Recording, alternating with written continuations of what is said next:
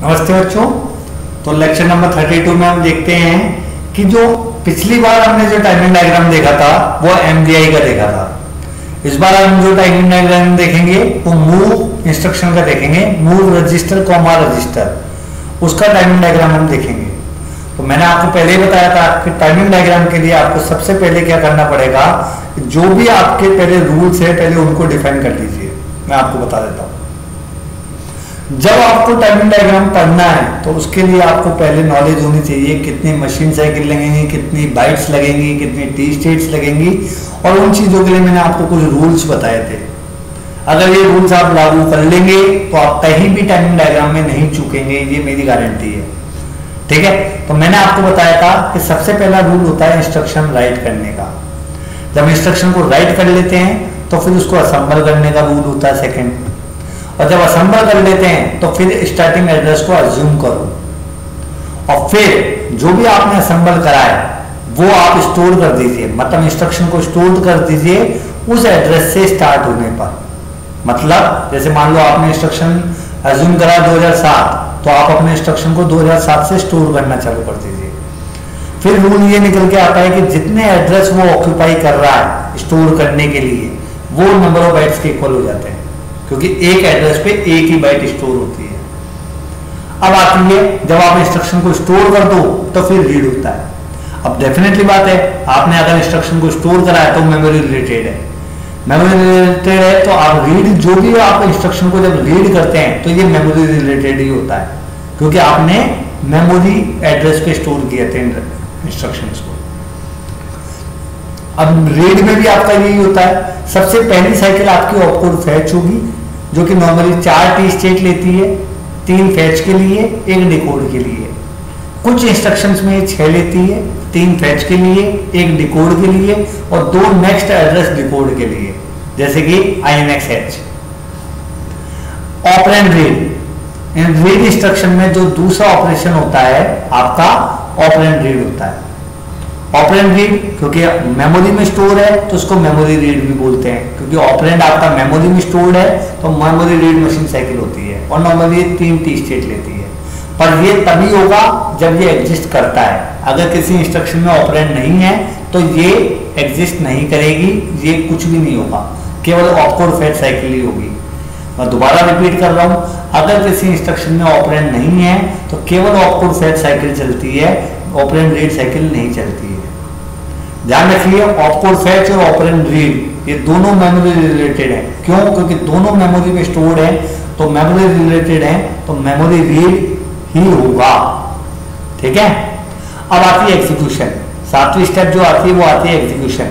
अब एग्जीक्यूशन में आप ये देखते हैं कि आपका जो टास्क है वो मेमोरी बेस है या प्रोसेसर बेस है या इनपुट आउटपुट बेस है, या इनपुट आउटपुट बेस्ड है। बात समझ आ गई है नहीं आई? अगर वो मेमोरी बेस है तो memory read memory write cycle होगी। अगर वो इनपुट आउटपुट बेस है, if it is input output based है, देन या तो मेमोरी इनपुट रीड होगा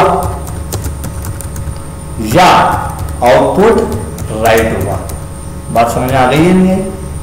ये जरूर ध्यान रखिएगा, या तो वो इनपुट रीड होगा या आउटपुट राइट होगा। बात समझ आ गई है नहीं आई? ये जरूर ध्यान रखिएगा। ठीक है, कोई सी भी हो, चाहे मेमोरी रीड राइट हो और इनपुट रीड और आउटपुट राइट साइकिल हो, दोनों टी स्टेट 3 लेती है। 3 टी स्टेट में ये काम होता है, चाहे वो मेमोरी रीड हो, चाहे वो मेमोरी राइट हो, चाहे इनपुट रीड हो या आउटपुट राइट हो, दो सारी की सारी 3 टी स्टेट लेती है। केवल एकमात्र ऑपकोड फैच जो है वो 4 या 6 साइकिल लेती है, बाकी 3 टी स्टेट में अपना काम कर लेती है। फिर कुछ मैंने इंपॉर्टेंट पॉइंट्स भी बताए थे जब टाइमिंग डायग्राम बनाते हैं। टाइमिंग डायग्राम बनाते टाइम ध्यान रखना, पहली साइकिल में ALE लो हो जाता है एंड में, शुरू में हाई रहता है, एंड में लो हो जाता है, क्योंकि एड्रेस रीड हो रहा होता है उस दौरान। जब ऑपरेंड रीड हो रहा हो या मेमोरी रीड हो रही हो या इनपुट रीड हो रही हो, ये T2 और T3 में ही होते हैं। ठीक है, या ऑपकोड भी रीड हो रहा हो, ऑपकोड फैच हो रहा हो,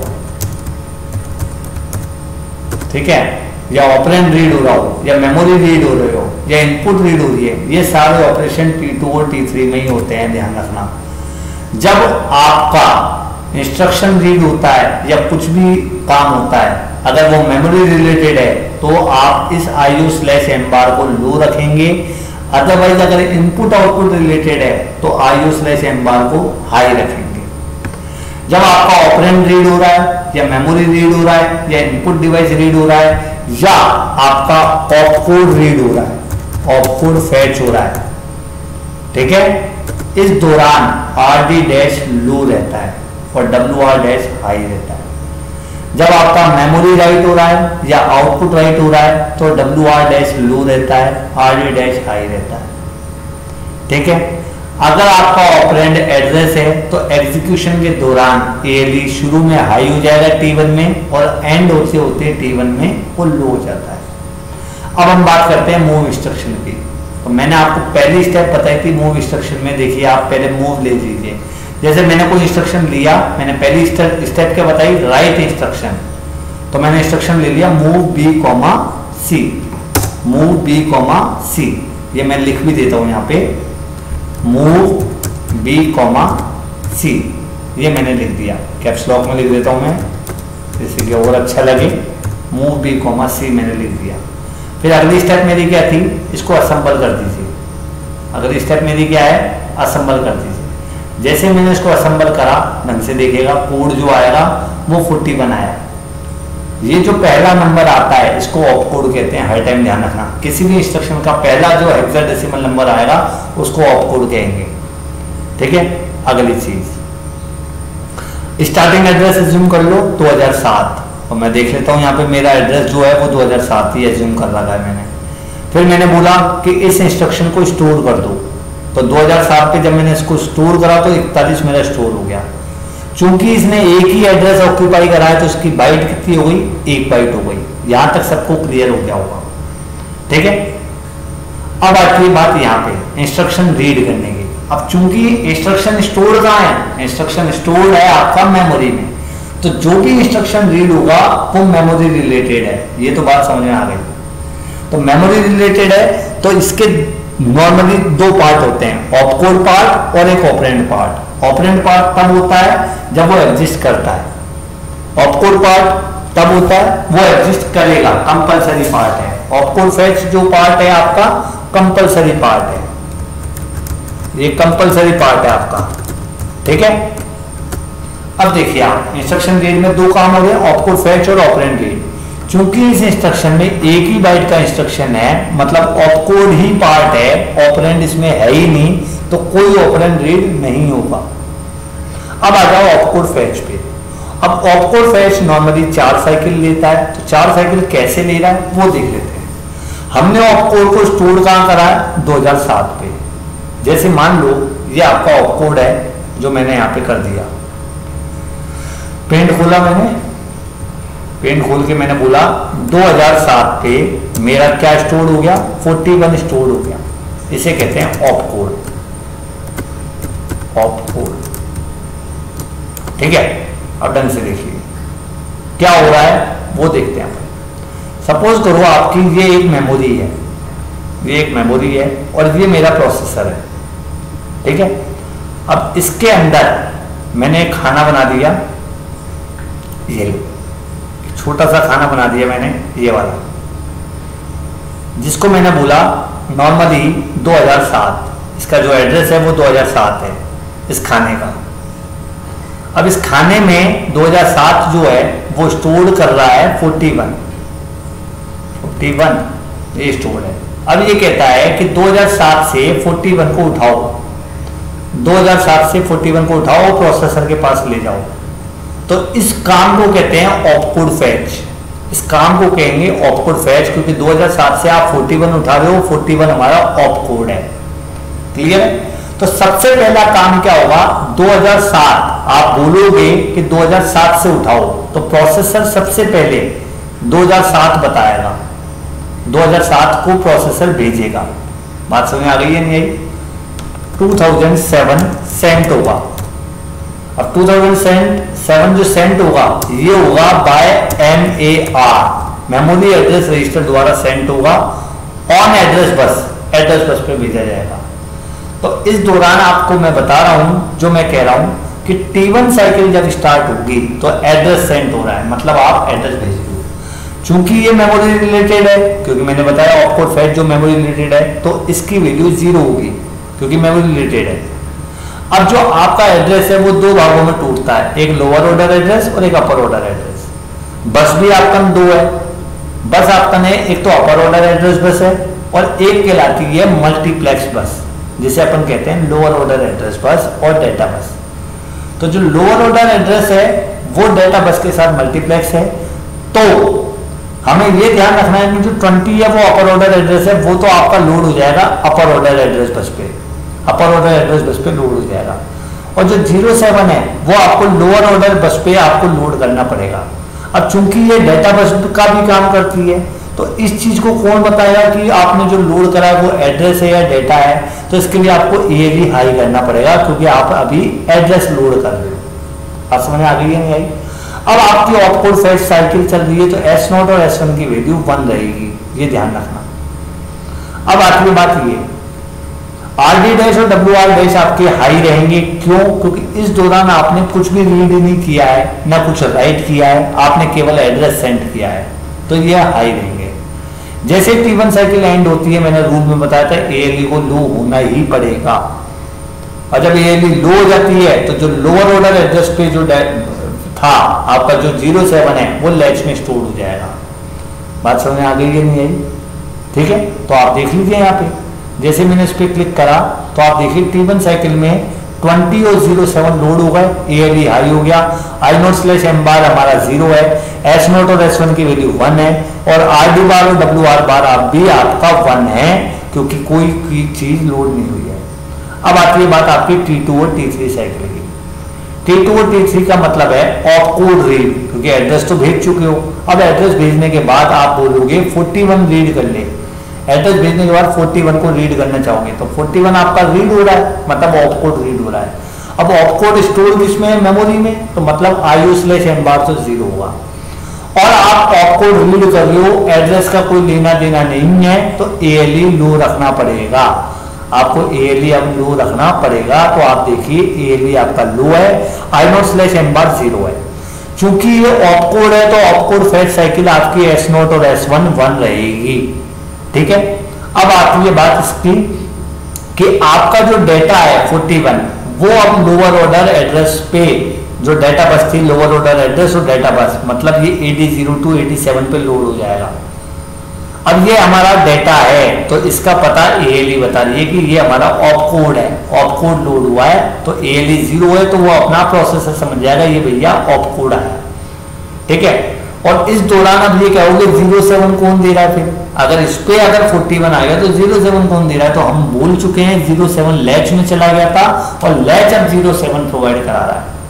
ठीक है, अब आपका ये ऑपकोड रीड हो रहा है, तो इस दौरान RD-0 रहता है, जो कि T3 साइकिल के एंड तक 0 रहेगा। WR का कोई रोल नहीं है, क्योंकि राइट ऑपरेशन आपका नहीं हो रहा है।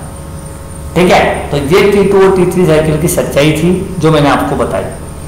ठीक है, तो 41 आपका लोड हो गया डेटा बस पे, मतलब 80 to 87 पे, और RD- आपका लो रहेगा क्योंकि ऑपकोड रीड हो रहा है। ठीक है, WR- आपका हाई रहेगा क्योंकि कोई राइट ऑपरेशन नहीं हो रहा है। पर जैसे ही एंड होती है T3 साइकिल, RD- वापस हाई हो जाता है और जो बस है वो आइडल हो जाती है, बस आपकी आइडल स्टेट में आ जाती है। अब आती है ड्यूरिंग T4 साइकिल। तो T4 साइकिल में आप देखोगे इस दौरान ऑपकोड डिकोड होता है, ऑपकोड डिकोड होता है तो मेमोरी रिलेटेड था तो आप 0 रखोगे, ALE आपका 0 रहेगा, और जो दोनों बसें हैं वो आइडल हो चुकी है, मतलब अनस्पेसिफाइड हो चुकी है, और S0 और S1 की वैल्यू 1 ही रहेगी क्योंकि ऑपकोड फेच साइकिल चल रही थी, तो वो अब डिकोड हो रहा है, T4 में वो डिकोड हो रहा है। तो आप कुल मिला के ये देख लीजिए पूरी साइकिल का हिसाब मैंने आपको बता दिया। ठीक है, अब आती है बात अगली स्टेप की, इंस्ट्रक्शन एग्जीक्यूट। ये तो था इंस्ट्रक्शन रीड का, अब इंस्ट्रक्शन एग्जीक्यूट। इंस्ट्रक्शन एग्जीक्यूट का मतलब है, पहले मतलब समझो आप इंस्ट्रक्शन क्या कह रहा है। इंस्ट्रक्शन ये कह रहा है कि B का डेटा C में कॉपी कर दो। तो बी का डेटा सी में कॉपी कर दो तो ये घर की बात हो गई, बी का डेटा सी में कॉपी कर रहा है, घर की बात हो रही है, तो कोई मेमोरी या इनपुट आउटपुट रिलेटेड ऑपरेशन नहीं है, इसलिए कोई मशीन साइकिल एक्स्ट्रा नहीं लगेगी। तो हम कुल मिला के ये कह सकते हैं कि ये इंस्ट्रक्शन ने एक जगह घेरी थी तो ये 1 बाइट का है, इसमें केवल आपकी एक ही मशीन साइकिल लगी है ऑपकोड फैच, ठीक है, ऑपरेंड इसके पास था ही नहीं, 4 की स्टेट इसने टोटल ली और रजिस्टर से डेटा आया है तो इसमें एड्रेसिंग मोड जो लगेगा वो रजिस्टर लगेगा। यहां तक आपको समझ में आ गई होगी, जो कि मैंने आपको ये बता दिया है, देख लीजिए आप, ठीक है, ये समझ में आ गया आपको। तो ये टोटल आपका जो मूव इंस्ट्रक्शन का आपका टाइमिंग डायग्राम था। मैं दोबारा बता देता हूं आपको, देखिए 2007 पे हमारा स्टोर था, 2007 पे 41 स्टोर था, तो सबसे पहले एड्रेस सेंड करा, जब एड्रेस सेंड करते हैं तो हम ALE को हाई रखते हैं शुरू में। आपका ये जो 41 है ये मेमोरी में स्टोर्ड है तो ये मेमोरी रिलेटेड है, तो IO/M बार हमारा 1 रहेगा, 0 रहेगा। ऑपकोड फैच का काम चल रहा है तो S0 और S1 की वैल्यू 1 रहेगी। पहली साइकिल में केवल एड्रेस भेजा गया है तो कोई रीड राइट ऑपरेशन नहीं हो रहा है तो ये हाई है। जब T2 और T3 स्टार्ट होते हैं तो ALE को लो होना पड़ता है।